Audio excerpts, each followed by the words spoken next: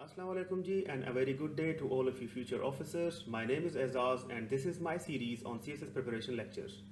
तो जी screening test करीब आने वाला है 2022 फेब में, ये गालिबन 20 फेब को ये स्क्रीनिंग टेस्ट होगा पूरे पाकिस्तान में। तो आई होप कि यू आर प्रिपेयर्ड। अगर आपने प्रिपरेशन नहीं की है तो ये सीरीज़ जो है, जो हम आगे वाली 10-15 वीडियोस में बैक टू बैक जो लगाने वाला हूँ इस चैनल पे, वो स्क्रीन टेस्ट के बारे में होंगी। Will discuss all about that. Discussion तो वैसे हमने प्रीवियसली भी की हुई है, तो you can check the link in the I button. ठीक है, वो शो हो रहा होगा आपको। उसके अलावा यहाँ पे अब हम क्या करेंगे कि सब्जेक्ट वाइज जो भी मैंने सिलेबस को गो थ्रू किया है, वो आपके लिए जो मुझे लगता है कि मोस्ट इंपॉर्टेंट एमसीक्यूज हैं जो आपको कवर करने चाहिए, और पास पेपर से भी मैंने रुजू किया है। I will even be covering those pass papers with you guys. ठीक है, 2000 ऑनवर्ड्स जो भी जितने भी पास पेपर्स हैं सब्जेक्ट वाइज हम वो कवर कर लेंगे इस सीरीज़ में। और उसके अलावा मेरा प्लान ये है कि मैं वोकैब वगैरह जो है वो आपके साथ शेयर करूं। वोकैब बहुत इंपॉर्टेंट है, आपके ओवरऑल सीएसएस के लिए बहुत इंपॉर्टेंट है। तो हम गालिबन बिफोर योर एग्ज़ाम या स्क्रीनिंग टेस्ट टारगेट ये है कि अगर हम 1000 वर्ड्स जो डिफ़िकल्ट वर्ड्स हैं सीएसएस के हवाले से वो कवर कर लेते तो आपके सिनोनिम्स और एंटोनिम्स तो बहुत आराम से हो जाएंगे। उसके अलावा भी आई ट्राई माई बेस्ट के मैक्सिमम जितना में हो सके तो वो स्क्रीन टेस्ट पे बारे में मैं कवर करूं। तो like share subscribe to this channel please. ठीक है जी, ये आपसे रिक्वेस्ट है, बाकी मुझे आपसे और कुछ नहीं चाहिए। तो लेट्स मूव ऑन। तो जी पाक अफेयर्स के इस सीरीज़ में, इस वाले लेक्चर में पाक अफेयर्स के हम 50 एमसीक्यूज प्री पार्टीशन के करेंगे। अब 50 एमसीक्यूज, ये टोटल मैंने 100 एमसीक्यूज बनाए हैं। आज के लेक्चर में 50 हैं, फिर कल या परसों वाले में इंशाल्लाह रेस्ट ऑफ द 50 जो प्री पार्टीशन है, जो एमसीक्यूज मुझे पोटेंशियल लगता है कि ये आ सकते हैं, वो हम कवर करेंगे। और उसके बाद हम जब वो 100 ये वो वाले कवर कर लेंगे, और उसके बाद पास पेपर्स से पाक अफेयर्स के एमसीक्यूज को कवर करेंगे 2000 से ऑनवर्ड्स या 2005 से ऑनवर्ड्स, फिर 2021 तक जितने भी एमसीक्यूज आ चुके हैं हम वो वन बाय वन कवर करेंगे। और उसमें ये होगा कि आपकी बहुत अच्छी प्रैक्टिस हो जाएगी। तकरीबन 400-500 क्वेश्चंस की आपको एक प्रैक्टिस जब आपको इस चैनल के थ्रू मिल जाएगी तो you will be easily able to attempt that in your screening test. ठीक है जी, तो विदाउट वेस्टिंग एनी टाइम, अगर आपके पास पेन पेपर नहीं है तो काइंडली लेके आएँ पेंसिल या पेन और पेपर, और सीरीज़ वाइज 1 to 50 अगर उस पर लिख लें तो बेहतर है। और जैसे जैसे हम यहाँ पे कवर करते जाएं तो वो आंसर्स जो है ना, अगर आपको पहले अपना गैस करें, अगर नहीं पता तो फिर आपको हर स्लाइड के एंड में जो है ना आंसर्स आपको मैं दिखाता जाऊँगा। ठीक है जी, let's move on. In which year did Mohammad bin Qasim invade Sindh? ये 7, 10, 11, 12, 13, ये आप लिख लें जो भी आपको सही आंसर लगता है, A, B, C या D। After Mohammad bin Qasim's conquest Sindh was called, ये 4 ऑप्शन है जी। Sindh was conquered during the Muslim dynasty, कौन सी डायनेस्टी थी, विच मुस्लिम डायनेस्टी थी जिसका रूल था जिसमें मोहम्मद बिन कासिम को भेजा गया था? Who ruled Sindh when Mohammad bin Qasim attacked Sindh? ये ऑप्शन है जी। And finally Mohammad bin Qasim captured which place first, जब वो फर्स्ट टाइम आया था तो कौन सी जगह को उसने ऑक्यूपाई किया था फर्स्ट? ये आपके ऑप्शंस थे। अगर आपने आंसर्स लिख लिए हैं तो लेट्स मूव ऑन। हम देखते हैं कि कौन से करेक्ट आंसर्स हैं। पहले का जो है जी वो सी है, 712 AD। दूसरे का सी है बाबुल इस्लाम। तीसरे का बी है उमैयाद डायनेस्टी। फोर्थ का राजा रहार एंड फिफ्थ का देबल बंदर। ठीक है जी, तो these were the options. Correct answers ये हैं। अगर कोई आपको लगता है कि और कोई करेक्ट आंसर है या करेक्शन है तो मुझे ज़रूर कमेंट्स में बताइएगा जी। नेक्स्ट हम आते हैं pre partition MCQ 10 out of 50। इसमें है who was the founder of Qadiriya Sufi silsila in the सब कॉन्टिनेंट। अब यहाँ पे कुछ आपको जो सोर्सेज हैं वो मुख्तलिफ मिलेंगी।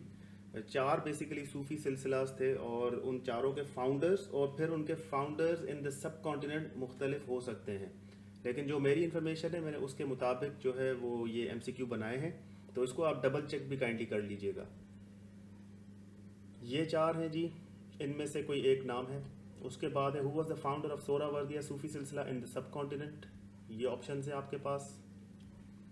Who was the founder of Naqshbandi silsila, who was the founder of Chishtiya Sufi silsila in the सब कॉन्टिनेंट।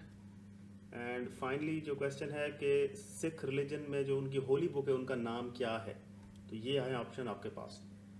तो जी अब हम देखते हैं कि करेक्ट आंसर्स इनमें से क्या हैं। पहले का है शेख अब्दुल कादिर जिलानी जो फाउंडर थे कादरिया सूफी सिलसिला के। उसके बाद नेक्स्ट इज़ बहाउद्दीन ज़करिया जो सोहरावर्दिया सिलसिला के थे। देन ख्वाजा बाकी बिल्ला, ही वाज फ्रॉम नक्शबंदिया सूफी सिलसिला। एंड ख्वाजा मोइनुद्दीन चिश्ती अजमेरी भी जिनको कहते हैं, वो चिश्तिया सूफी सिलसिला के फाउंडर थे। एंड फाइनली द सिख का जो रिलीजियस बुक है दैट इज़ आदि ग्रंथ। अब हम आ जाते हैं जी डायनेस्टीज़ पे जो कि सब कॉन्टिनेंट में गुजरी हैं। मोहम्मद बिन कासिम के अराइवल के बाद मुसलमानों का सिलसिला यहाँ पे शुरू हुआ, फिर कुछ डायनेस्टीज़ आई, फिर मुग़ल एम्पायर आया, उसके बाद अंग्रेज़ आए। तो ये पूरा एक सिलसिला जो है ना सब कॉन्टिनेंट में चलता रहा। तो उसके हवाले से ये कुछ MCQs हैं, ये देख लें, मोस्ट इंपॉर्टेंट है मेरे ख्याल से। गजनविया डायनेस्टी का फाउंडर कौन था, ये हैं कुछ ऑप्शंस आपके पास। देन विच मंदिर was attacked by Ghaznavi ruler in 1025, जो भी इनमें से रूलर था उसने एक मंदिर को अटैक किया था 1025 AD में, उसका नाम क्या है उस मंदिर का, ये कुछ ऑप्शंस हैं। फिर what was the span of गजनविया rule in the subcontinent, ये टोटल कितना टाइम रूल किया इन्होंने, कहाँ से कहाँ तक, ये डेट्स आपको याद होनी चाहिए सारी डायनेस्टीज़ की। एंड में अपने पास सारी ये एक चीज़ बना के रख लें नोट्स में, क्योंकि ये आपको हेल्प करने वाली है in your screening test. What was the span of Ghori dynasty in the subcontinent, ये भी कुछ डेट्स हैं। And finally name the battle fought and won by Mohammad Ghori to defeat Prithviraj Chauhan in 1192, ये बहुत फेमस बैटल थी, इसका नाम क्या था, ये है कुछ ऑप्शंस आपके पास। And now let's look at the answers. पहले का है जी महमूद गजनवी, सुल्तान महमूद गजनवी जो था वो फाउंडर था इस डायनेस्टी का। फिर जो मंदिर उसने अटैक किया था दैट वाज सोमनाथ मंदिर। एंड उसने रूल किया था गजनवी डायनेस्टी ने 998 AD से लेके 1030 AD तक। And then what was the span of Ghori dynasty, Ghori dynasty का स्पैन था जी 1173 टू 1206। एंड फाइनली जो बैटल थी जो इम्पोर्टेंट है that is battle of Tarain भी कहते हैं इसको। मूविंग ऑन जी, span of rule for slave dynasty, उसके बाद स्लेव डायनेस्टी आई थी जी, और उसके जो फाउंडर थे उसका भी हम पढ़ेंगे, लेकिन ये रूल जो है उसका कितना था ये आप बता दें। आगे है जी who was the founder of the slave dynasty, ये है कुछ ऑप्शंस आपके पास। ये सारे स्लेव डायनेस्टी के रूलर्स हैं बाय द वे, इन सब का आपको थोड़ा थोड़ा इल्म होना चाहिए, थोड़ा थोड़ा पता होना चाहिए। Where is Qutub Minar located, Qutub Minar एक फेमस मीनार है जी, कहाँ पे है, ये कुछ ऑप्शंस हैं आपके पास। स्लेव डायनेस्टी के बाद कौन सी डायनेस्टी आई थी, ये कुछ ऑप्शंस हैं। Who was the founder of Khilji dynasty, ये हैं ऑप्शंस। अब देख लेते हैं जी आंसर्स को। पहले का है सी 1206 से 1290 AD slave dynasty. Qutbuddin Aibak जो था he was the founder of that dynasty. Qutub Minar is located in Delhi. Dynasty जो स्लेव डायनेस्टी के बाद आई थी उसका नाम था खिलजी डायनेस्टी। अलाउद्दीन जो था वो उसका बहुत फेमस रूलर था but he was not the founder. Founder of the Khilji dynasty was Jalaluddin. Moving on जी, span of the Khilji dynasty कितना उसने रूल किया था, ये हैं कुछ ऑप्शंस आपके पास। एंड खिलजी डायनेस्टी के बाद कौन सी डायनेस्टी आई थी, फाउंडर कौन था तुगलक डायनेस्टी का। सैयद डायनेस्टी जो आई थी उसके बाद उसने 1414 से लेके कहाँ तक रूल किया था। Who was the founder of Syed dynasty, ये लास्ट ऑफ द डायनेस्टीज है, उसके बाद फिर मेरे ख्याल से मुगल एम्पायर आ गया था। ये हैं जी आंसर्स, देख लें। पहले का बी, दूसरे का ए, तीसरे का बी, चौथे का ए 1451 एंड फाइनली 25 का है C Khizr Shah. Lodi dynasty rule from 1451 to, कितने सालों तक उसने रूल किया था। ये छोटी छोटी डायनेस्टीज थी, इसको दिल्ली सल्तनत की डायनेस्टीज भी कहा जाता है। लोधी डायनेस्टी आई थी उसके बाद, उसमें सिकंदर लोधी, इब्राहिम लोधी, इनके नाम आपने सुने होंगे। फाउंडर कौन था ये बता दें। Founder of the Mughal empire जी, किसने मुगल एम्पायर की फाउंडेशन रखी थी सब कॉन्टिनेंट में। How many Mughal rulers ruled the sub continent, total कितने थे। हम तो कुछ को ही जानते हैं मेरे ख्याल से, बाबर, अकबर, हुमायूं, इस तरह के हम नाम जानते हैं, लेकिन ये टोटल कितने थे? The first battle of Panipat, Panipat की जी 3 लड़ाइयाँ जो थी वो बहुत फेमस थी, और उसमें से जो फर्स्ट बैटल ऑफ पानीपत थी वो कब लड़ी गई थी? ये उसकी डेट्स के कुछ एमसीक्यूज हैं। पहले का आंसर है जी डी, 1526। लोधी डायनेस्टी ने रूल किया था 1451 से लेके 1526 तक। लोधी डायनेस्टी का जो फाउंडर था in the subcontinent that was Bahlul. Who was the founder of Mughal empire? Babur. 17 जी रूलर्स थे मुगल एम्पायर के। 1526 में जी ये फर्स्ट बैटल ऑफ पानीपत हुई थी। इसके डिटेल्स जो हैं हम जब ब्रीफ नोट्स में कवर करूंगा इसके, तो I let you know about the brief history as well, कि इनको जल्दी जल्दी से हम डायनेस्टीज को कवर कर लेंगे एक ही लेक्चर में। जी, बाबर ने एक अपनी ऑटोबायोग्राफी लिखी थी, उसका नाम क्या रखा था? बाबर का सफर, Babur the king, Baburnama, Babur's conquests. Who became the Mughal emperor after Babur? ये हैं कुछ options. Humayun was defeated by Sher Shah Suri in which battle in 1539? एक बैटल हुई थी, अब वो इनमें से कोई एक हो सकती है, वो कौन सी बैटल थी आप मुझे बता दें। Shershah Suri ruled for how many years? Shershah Suri built which famous road? हम आज तक भी सुनते आते हैं उसका नाम।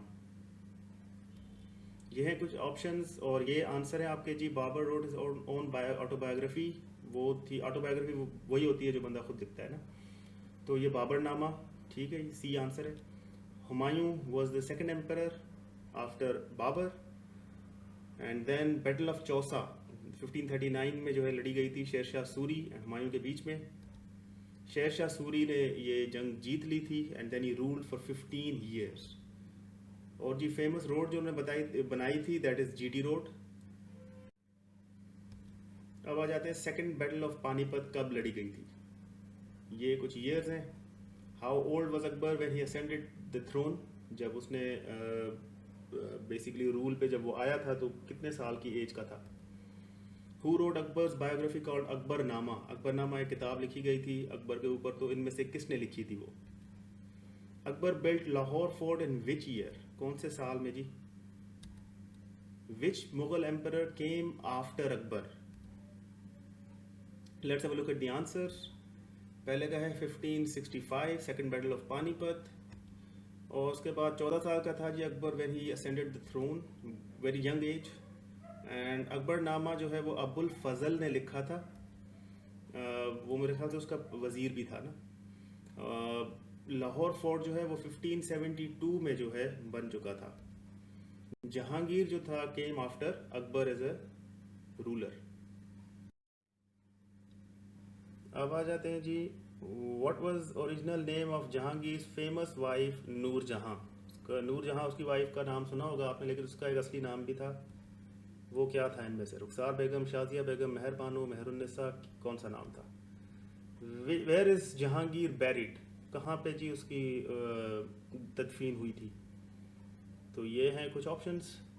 Shahjahan was also known as, prince के नाम से जाने जाते थे, prince Khurram, prince charming, prince Salim, क्या नाम था उनका? ताजमहल जी कहाँ पे लोकेटेड है? इतना तो हमें पता है कि इंडिया में है, लेकिन वहाँ पे कहाँ पे? तो ये हैं कुछ ऑप्शंस। कौन सा फोर्ट जो था वो शाहजहां ने बनाया था? ये आपके ऑप्शंस हैं। अब let's have a look at the answers.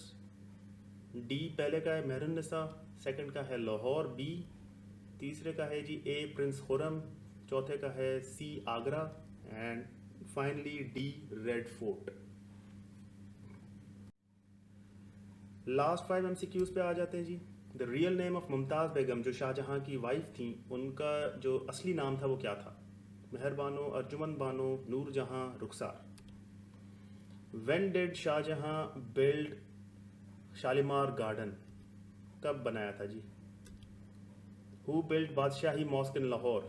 Famous mosque जी, लाहौर में अगर आप कभी गए हों तो ज़रूर आपने देखी होगी। Who was the last Mughal emperor? Badshahi mosque was completed in which year? Let's have a look at the answers. B. Arjuman Bano was the real name of Mumtaz Begum. 1641 में जो है वो शालीमार गार्डन को बनाया गया था। औरंगजेब जो था he built Badshahi mosque. And Mughal emperor last जो था वो that was Bahadur Shah. And Badshahi mosque जो थी वो 1673 में बन के कंप्लीट हुई थी। तो जी that was all about it from today's lecture. हम फिर जो है वो इंशाल्लाह कवर करेंगे इस तरह के MCQs, 50 और MCQs प्री पार्टीशन के and then 100 MCQs post partition के भी हम कवर करेंगे। और फिर हम पास्ट पेपर्स जो थे 7-8 साल के या 10 साल 15 साल के जो भी हैं हमारे पास जो अवेलेबल होंगे, इंशाल्लाह I will try to find them and I will bring those to you, ताकि आपकी जो प्रेप है वो बहुत अच्छे से हो जाए, स्पेशली पाकिस्तान अफेयर्स और GK वाला जो आपका पोर्शन है वो बहुत अच्छे से हो जाए। और वो मैटर भी करता है क्योंकि अगर ये सारे पोर्शन इंग्लिश और GK वाला पोर्शन आपने निकाल लिया तो आपको वैसे भी 66 मार्क्स चाहिए पास होने के लिए। तो I hope you did well. अभी भी अगर आपकी प्रेप नहीं भी थी तो इट्स ओके, 2-3 दफ़ा इन सारे MCQs को गो थ्रू करेंगे तो आपको इंशाल्लाह याद भी हो जाएंगे ये। तो डोंट लूज होप, ठीक है जी। And if you score 33% out of 50 तो it's a good enough score, ठीक है जी। 18 मेरे ख्याल से बनेंगे, 18-20। अगर आपने 18 सही कर लिए ना तो मतलब you good to go for the test. अगर आपने बिल्कुल कुछ भी आइडिया नहीं था तब भी खैर है, आप इसकी प्रैक्टिस करते रहें तो इंशाल्लाह you will be able to do really well in your actual test. तो that was all about it. Thank you for watching. Please like share and subscribe. और जैसे कि मैंने प्रॉमिस किया था कि मैं इंस्टाग्राम हैंडल अपना शेयर करूंगा आप लोग के साथ, तो डू फॉलो मी देयर। अगर आपके कोई क्वेश्चंस हो स्क्रीनिंग के हवाले से, CSS के हवाले से, या और भी कोई आपको गपशप लगानी हो तो बेशक you can approach me there, और मैं लिंक डिस्क्रिप्शन में भी डाल दूंगा ये। Thank you for watching. अल्लाह हाफिज़।